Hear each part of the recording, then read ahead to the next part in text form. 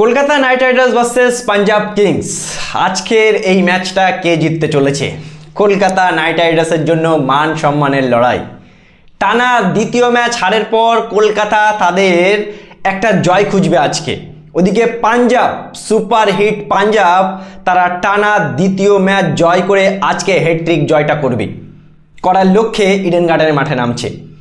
বন্ধুরা, আজকে KKR versus পাঞ্জাবের ম্যাচ সন্ধ্যা 7:30টায় ইডেন গার্ডেন্সে।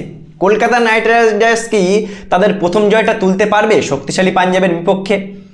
বন্ধুরা, কেকেআর বাজে বোলিং, থার্ড ক্লাস বোলিং করছে। তারা তাদের ঘরের মাঠে লাস্ট ম্যাচটা হায়দ্রাবাদের কাছে বাজেভাবে হেরেছে। তারা তাদের প্রথম ম্যাচটা মুম্বাইয়ের কাছে 200+ রান করে হেরেছে। কলকাতা নাইট রাইডার্স কি এই ম্যাচটা জিততে পারবে? কিভাবে জিতবে? তাদের কি সেই বোলিং লাইন আপ আছে? বন্ধুরা, আজকে আমি আগে থেকেই প্রেডিকশন করে দিচ্ছি, কেকেআরের কাছে যা বোলিং, তারা কিন্তু আজকেও হারবে। আমার মনে হচ্ছে তারা আজকেও হারবে। দেখো, কলকাতা বারবার ভুল করছে। এক তো সুনীল নারায়ণকে দিয়ে ওপেনিং করানো উচিত, রাহানেকে 3 নম্বরে খেলানো উচিত। তোমরা যদি ক্যামেরন গ্রিনকে বোলিংই না করাও, শুধু অ্যাজ এ ব্যাটসম্যান হিসেবে ক্যামেরন গ্রিনের দরকার নেই। ওই 25 কোটি 30 লাখ টাকা দিয়ে ক্যামেরন গ্রিনকে কেনার থেকে, মানে খেলানোর থেকে বাইরে বসিয়ে রাখো। তার জায়গায় রুবমান পাওয়ালকে মিডল অর্ডারে খেলাও, অনেক ভালো খেলে, অনেক ভালো।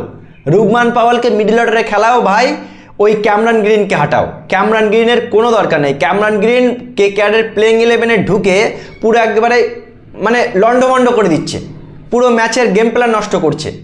রাহানে ভালো ব্যাটিং, মানে ওপেনিং না করে যদি সুনীল নারায়ণকে দিয়ে ওপেনিং করাই ভালো। সুনীল নারায়ণের ব্যবহার কিন্তু কলকাতা ভালোভাবে করতে পারছে না। 8 নম্বরে সুনীল নারায়ণ লেবে কি করবে?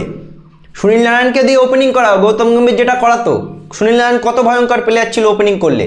ফিন অ্যালানের সাথে সুনীল নারায়ণ ওপেনিং করলে কলকাতা তাতে ফায়দা হবে। আর এই ক্যামেরন গ্রিনকে লাভিয়ে কোনো লাভ নেই ভাই। ক্যামেরন গ্রিনকে হাঁটাও, মিডল অর্ডারে রুবমান পাওয়ালকে ঢোকাও। বোলিংয়ে আমরা দেখতে পাচ্ছি মুজার আব্বানি একদিন ভালো বল করলে 2 দিন মার খায়। ওদিকে কার্তিক ত্যাগীকে ভাই বাদ দাও, বসাও ভাই, উমরান মালিককে সুযোগ দাও। কার্তিক ত্যাগী ও চলবে না ভাই, মার খেয়ে মরে, ব্যবহাররা ও মার খায়। আমাদের সবথেকে কেকেআর টিমের সবথেকে বড় সমস্যা সুনীল নারায়ণ আর বরুণ চক্রবর্তী, দুটো top class spinner totally out of form. বিশেষ করে বরুণ চক্রবর্তী, সে এত বাজে বোলিং করছে যে এর আগের ম্যাচটাই তাকে মাত্র 2 ওভার বোলিং করিয়েছে।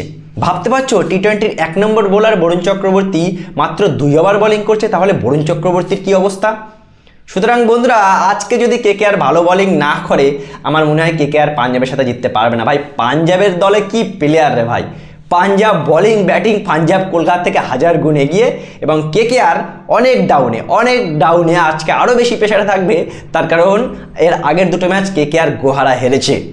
সো বন্ধুরা, আজকের এই ম্যাচে কলকাতা নাইট রাইডার্স কি পাঞ্জাবকে হারাতে পারবে? কি মনে হয় তোমাদের?